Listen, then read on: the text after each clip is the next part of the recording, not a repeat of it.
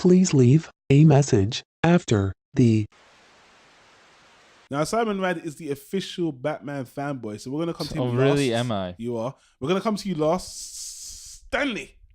Yes. What did you think of the Joker trailer? Did you, before even that, did No. you know about the production of this movie? Anything beforehand? Yes, yeah. I heard so- that it's in production. I thought he was going to ask me about like his origin story, because that's the first thing that came to my mind when I saw this. I was like, this is the first time I've seen like a Marvel or DC trailer where I actually want to understand like where they're getting, because they usually mix and match origin stories or comics. In what sense? What do you mean? Like, you know how they do comic superhero movies, and they'll pick storylines from different comics or different. I got you. Yeah, so that's what came to me, because as far as Okay, you're saying they're non-sequential. When they usually do them, they're not really straight from the beginning stories. They can just pick a story. exactly, and that's fine. Yeah. But with this one, I was really intrigued because like you You're guys seeing the birth of something. exactly. Gotcha. Yeah, is that I was thinking, is it staying true to what actually happened, or are they just doing it for the sake of like making the movie? I'm going to let Simon talk to you about that, because already he can say a lot about that. So. But you like lot to of But in terms of the of the trailer, Yeah. it looks really good. It's got Oscar bait all over it. That's Yeah. what a lot of people are saying, you know. So- So, I'm gonna jump to Simon right Even now. the way he, just by the way, just the way he was like contorting his body Yeah. in the trailer, I was like, how is he doing that, man? Very method. Like, yeah, a lot of method acting going on. Yeah. We got a proper DC. Simon is a DC lover and hater, and we've spoke about DC for I- so many hours. I just like good movies. I don't know why you prep it up to be that complicated. Just okay. don't get take it. just Not bad thing. You're gonna find out why when he starts talking. JJ Go looks on. so confident right now. No, Yeah, I'm yeah. gonna let Simon start talking. yeah, What do you yeah, think? yeah. You really are on this mood this week where you're not gonna work, you're not gonna edit, you're not gonna talk. It's just like just take it away. You're the aficionado. But here's the thing: if this movie came out like 25 years ago, it would be interesting. But In 1992 Ooh, or okay. something. no, I'm saying they overcapitalize on the Joker. They have him on Gotham now. Yeah. They have him in every video game. They have him in almost every bit of animation. Like You can say the same for fucking Batman, by the way. But yes. exactly. But yeah, exactly. He's the villain in every Batman cartoon, straight to DVD animated film. They had the Japanese one where he was The ninja one, he was a ninja and a samurai. I mean, a samurai. Yeah. what I liked about it versus every other DC project that came out, that this looks like a quality film, but it's disconnected from everything. Isn't the hook that he's not the Joker character, but a guy who's kind of going through what we think of could be a Joker origin story, but it's not confirmed. It's Exactly. It's like That's exactly Yeah. what I was exactly getting the from pitch. it. Yeah, That's the kind of Yeah. Don't think of this as connected tissue. the actual Think Batman of this as a Joker. story about a man that could, it reminded me of the movie Logan. Like the Logan that Okay. kind of sits in the continuity, but it doesn't have to. It's sort of just a one-off. Standalone kind of Yeah. thing. Yeah. It reminded me of the Scorsese film with De Niro, King of Comedy. Yeah. And De Niro was in the movie, so And Scorsese's a producer. as Scorsese's a producer, so they basically know that they're remaking an old movie and putting Yeah. the Joker on it. Yeah. But that's a great film, and this looks very promising because they make him very much a likable character. Now, how far you can take that, because that's gonna be the breaking point of the movie, where at some point this guy starts killing people. Does it help you to know this is a hard R movie, by the way? Yeah, I guess because it's Oscar bait, isn't it? So they're gonna, even though with the Joaquin Phoenix's body, they already showing it very gruesome and like he's anorexic or has some, he's like deformed almost. So they're not holding anything back. But DC always had this R rating. They were flirting with the R rating, right? Yeah.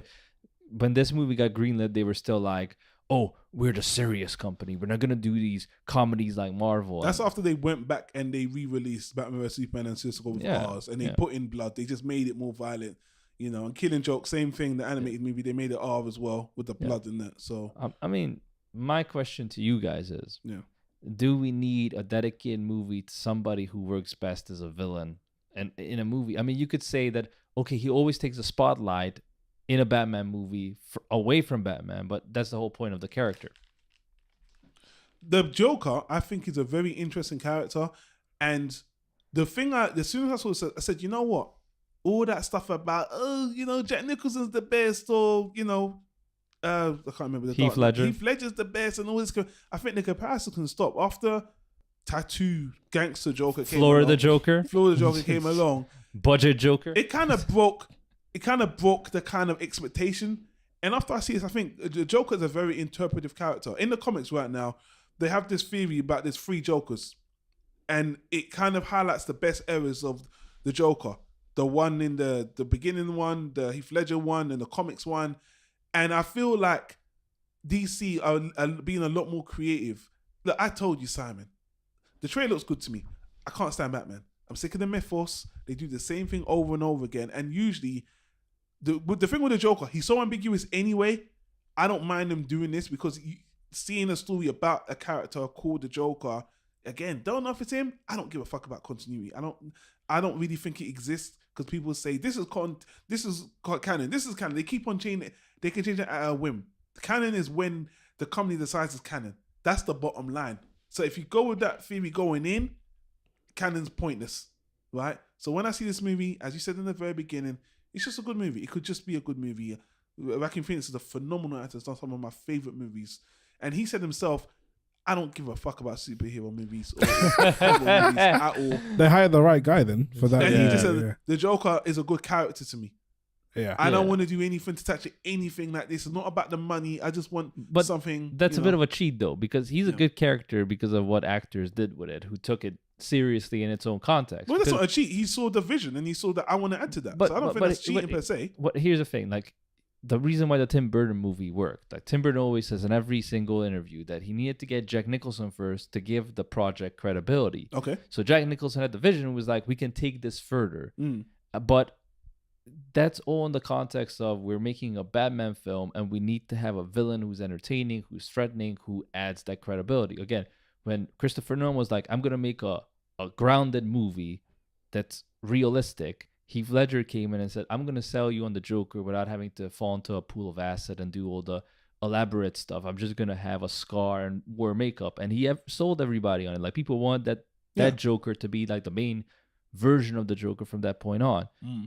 This movie takes a lot of shortcuts. They're cutting out the whole superhero element. They're cutting out Batman. They're not even saying if it's real. I just think like, why, as an audience member, you're watching a Joker movie just because of the name. It might end up being a good movie because of the performance, but there's no real point to the movie. What's the story here? That, people are assholes to this person, and at some point he's gonna snap because the world is crazy. I mean, I can get that from a Joker monologue.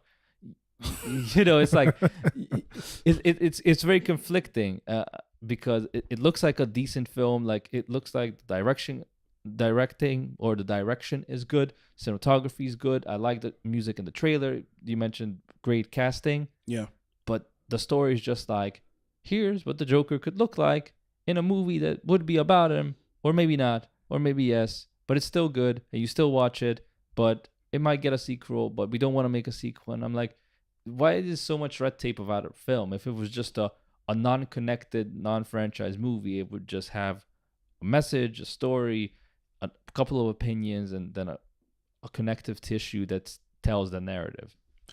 Again, it's still in a comic book universe just for the company that they're coming from.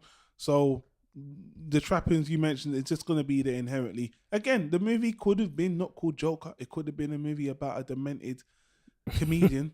And it could, we look at it, this is just like a good movie with Joaquin Phoenix. That could have been the case. But that's called The King of Comedy with Robert De Niro. So it's like... Yeah, a movie that's 30 years old. So, I mean, why not update it?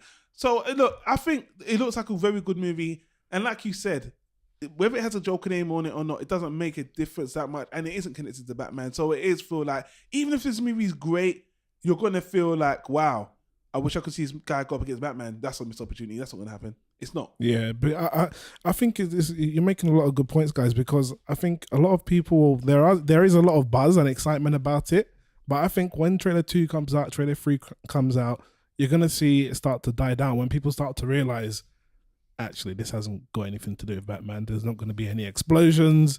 There might be one or two violent or gory bits, but mostly it's going to be this kind of set piece kind of movie where there's lots of like good imagery. But there's one really good thing that could come out of this. It could, again, DC, and apparently Shazam's a fantastic movie, apparently, it could change their thinking in their storytelling with these characters.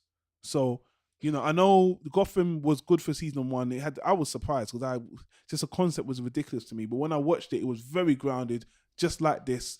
Gotham was a character, just like in this movie. I like the fact that Gotham creates its villains. It's a horrible place, and it creates the monsters that it's created. Batman is the hero of the city, and he's all that other bullshit. But, you know, it gets these villains as well, which is awesome. And I just want DC as an empire to look at how they create movies with characters and move forward with other characters in the same kind of thought, with creativity and good direction. That's my overall theme. To be honest with you, from this movie, even if it's really good, if they try to keep using this character or this actor, it could go sideways. My thought is, you did Joker well, use the same thought process with your other IPs, because tons of characters they haven't even fucking touched. Forget about Suicide Squad. There's a lot of characters, you know, in the DC universe that they haven't even touched that they can. And that's why the movie kind of runs on low steam for me, because we just saw the Joker with Jared Leto, which was a crime against humanity, probably the greatest crime committed by the Joker ever. You know? My existence is a crime. It's like, I was born a crime. Hey, that's the name of Trevor Noah's book, by the way. And I know. And of course, you have him on Gotham now, which was supposed to be all about just Gotham PD going up against mid-tier villains, no Batman, and now it's a Batman show. They couldn't resist. It's like Smallville after season 4. And that's what we're talking about. We don't want to happen to this kind of thing, which, you know, and again, that's if there are so many comparisons and there's not enough time between releases, there's no excitement. Like, if this was right after Heath Ledger, there would be genuine buzz of, okay, what's he gonna do? Where is he gonna take it? And maybe taking the Joker out of the rest of the story, the continuity, gives the movie more breathing room to flesh out this character and do more with him. But because they already did so much stuff, by stuff I mean shit, you know, and everybody's talking about, oh, they can reboot with Flashpoint, they can just forget about it, they can do spin-offs. It's like, this movie has absolutely no consequence. There's no consequence to anything. They could just do some reshoots to a post-credit scene that ties it all together. Please don't. Or they could do the exact opposite and said, this movie's a one-off. Yeah. And go crazy at the end where he's the hero or something like that. I'm like, you know, there's no... Usually with a licensed property, you do an interpretation of something and you follow the rules, and that's what inspires you to move forward. If you just take the name and you take what other actors have done and said, oh, I want to take a spin at that and then do my own thing and go nuts, I'm like, well, I'm glad I can, you know, fund your hobby. You're welcome. Well, look, DC do have a Elseworlds imprint. I don't think they put this under that. It might have made me just feel that great. It's a one-off. I could just move on off this. But I'm just looking at this in a much wider scale as a cast against a whole. This does well for them. They might just look at the whole landscape of what they're doing. Like, you know what? Let's just take a different route. Marvel got their connective tissue. They've done it. It works. They've won that battle. We've lost. Let's deal with characters and see what we can do with directors. That's what we thought they were going to do. They didn't. Zack Snyder, I like what he's done now because he ruined... He ruined himself. He ruined the characters that I was sick and tired of. He ruined Batman. He ruined Superman. And the only thing he didn't ruin was he just handpicked Gal Gadot for Wonder Woman. That's doing well because obviously he ain't touching that with Patty Jenkins. He did give it his best try though, by having her blackmailed by a photo. That's really female empowerment at its best. She Instagram shamed her straight up. Let's see how it goes. Definitely gonna watch this one. Yeah, you know, DC are you know, they're coming up, so let's see how it goes. Please leave another message at voiceofmail.com.